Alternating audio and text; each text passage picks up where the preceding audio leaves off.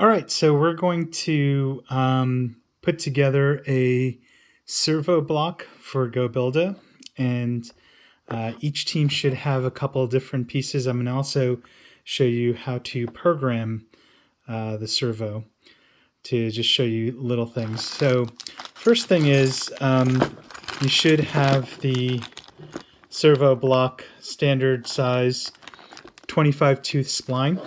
Now, it's really important you get the right spline. The GoBilda servos are 25 spline, so that's what it's talking about, is that little teeth pattern right there.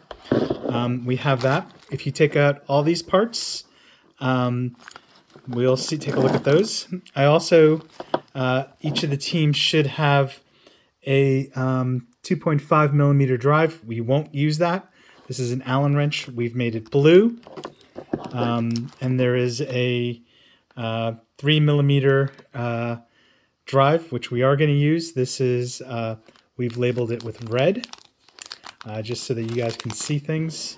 And then if we wanted to, we could have had a combination wrench. We're not going to use a combo wrench right now, so this will make life a little bit easier when you start using nuts. So let's get started. So let's look at all the parts that we have on our kit. Now you want to be really careful because you're going to have these washers that you don't want to lose.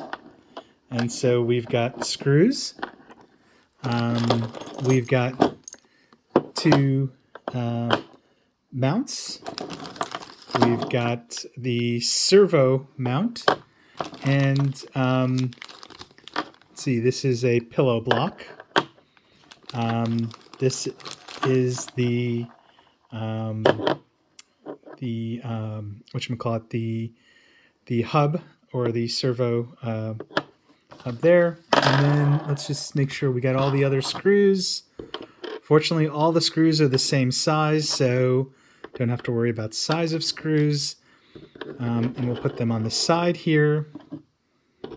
Make sure you work with a clean space. And here's the other reason is you've got these 4 washers, and the washers may or may not get lost. So how are we going to work on it? This is our mount that we're going to mount the servo on. If you notice, these 2 holes right here are threaded. None of these other ones are threaded. And in fact, they're not circles, they're oblong. And that allows for a little bit of play in this direction. You're going to sort of see, we're not going to tighten everything till the very end, except for the servo. We're going to put the 2 servos, there's 2 screws on this side. So the way we're going to do this is we put the servo through the wire. Right? We're going to put, so you can sort of see the wire and it gets lined up. We're going to take a washer, and I like putting the washers on the screw, and then put the screw into the hole. Now I'm going to just tighten it by hand. So the first thing you're going to see is I'm going to tighten by hand 1. You can just sort of see I'm lining it up, and sometimes it gets a little tricky, but put the first one in. I'm not tightening it. I'm going to put the second one in, and I'm going to put in the counter corner just so that I can get it. Because again, these things, while they should be perfectly aligned, they have a little bit of play in them. And so let's try to get that in place.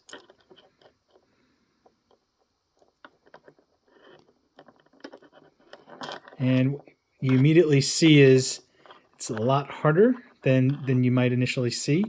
But we're going to put the first one in. I'm going to use the Allen wrench, but I'm not going to tighten it very much. So I now have that in, but it's not tight. Still come somewhat loose. I'm going to put the next one in the 3rd hole here.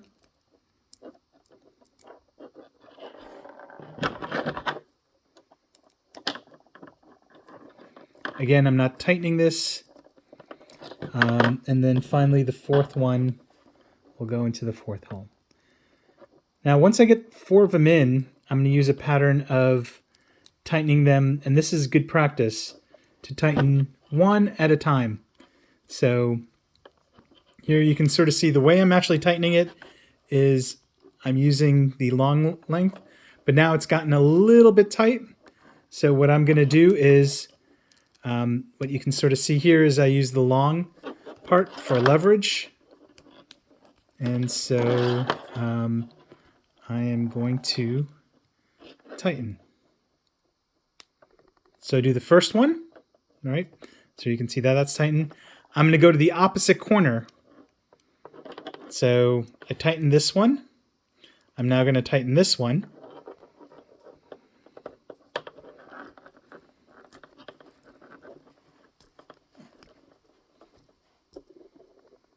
So now I got the 2 corners tightened. Now I'm going to go to the one next to it. And then finally the fourth one. And this is a nice tight 4 in. Now that works really nice. Okay, so now the way the ServoBlock is going to work is you're going to have, basically, I'm going to just show you how it looks before I actually put the screws on. And again, this is a little bit messy for me, but what's going to happen is these 2 blocks are going to go here. All right, whoops, I want to make sure, all right? And you're going to have this thing sit right over here, but it's going to go through a pillow block, right? Now the problem is I always forget which side it goes into.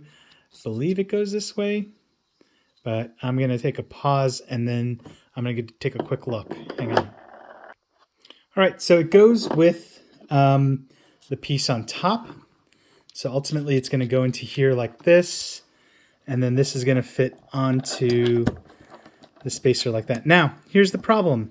There's a lot of screws. If I tighten 1 or 2 at a time in the beginning, this play may not happen. So what I'm going to do first is I'm going to put the screws in loosely for all of them. So the first thing we're going to do is we're going to take this mount and I'm going to put it in.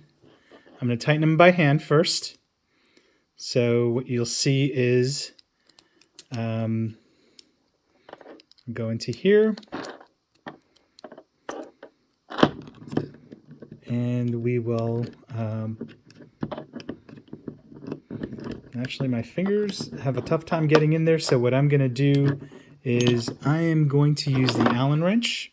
And the way I do this is I put the Allen wrench in there like that, and I will put it loosely. Now, when I mean loose, you can sort of see it is loose. I'm going to go to the next one. And it's really important that you know that things are loose, but when you put them in tight, you want to make sure that you tighten all the screws even though they're loose. So that's number 2. Again, I don't have it very tight. You can sort of see it's loose. Then I'm going to come to the other side, do the same thing on the other side. So we're going to take one. I could put my finger through there, and I was able to twist it. And I'm going to put the 4th screw on the bottom to here. And the reason it can slide around, if you look at this, is that sometimes these plastic tolerances aren't very good, so you do need things to slide up and down. So that's really important, because what we're going to first do is we're going to first put our piece here, servo hub, through the pivot. Then what I'm going to do is I'm going to attach it to there so that everything is aligned. And now I'm going to put, again, the 4 screws on the top. First, I'm going to put them loose. And you can sort of see I'm not tightening them. It's just very loose. I'm going to put the next one in. Loose. I'm going to put the fourth one in. Very loosely. Oops. I'm sorry. I was kind of far away. I'm going to put the fourth one. Sorry, the third one. And then finally the fourth one is going to go into the one right here. Now, notice all my screws, I haven't tightened them very much. And there's a lot of play here. And that's good because if you notice when I move things, look at that hub from the side. It's moving, right? So I want to make sure this is seated well. And it's seated well. So the first thing I'm going to do is, now that I know it's seated well, I'm going to tighten the top ones in. Okay, so I'm going to just do loose finger tight. Again, I'm going opposite corners. Now, I'm going to go to this guy. And the first one I'm going to do is I'm going to tighten this one. And then I go to the cross. I go here. And I go here. Now, I'm going to go same thing. I'm still loose down here, so I'm going to do the same thing with these 4 screws.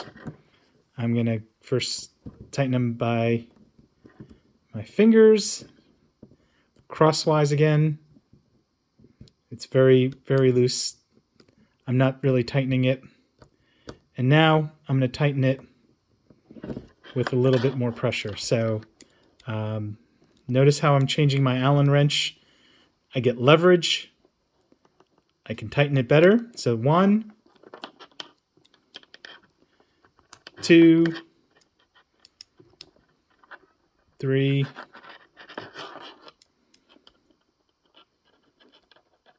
4.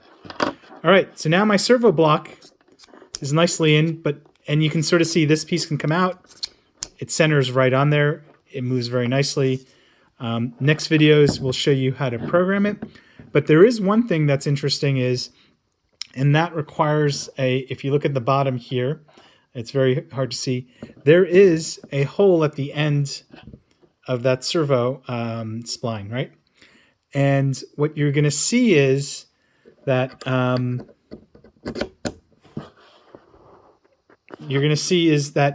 if you want to keep this from falling out, we need to put an M3. So what I'm going to do is let me go get an M3 and I'll show you how to do that. So this is your M3 screw. It can actually fit into this part, but you don't want it to be too thick because if it goes too far in, it will never fit the spline. So we happen to have these in here, but remember I told you we're not going to use our M2.5. Well, I lied. This is going to be used for setting this in. So what we're going to do is we're going to put this in kind of lightly. Whoops. And sometimes it may take a little while, but one way of thinking about doing it is you can sort of see that the 2.5 fits in nice. I kind of put it in. And now I am going to set this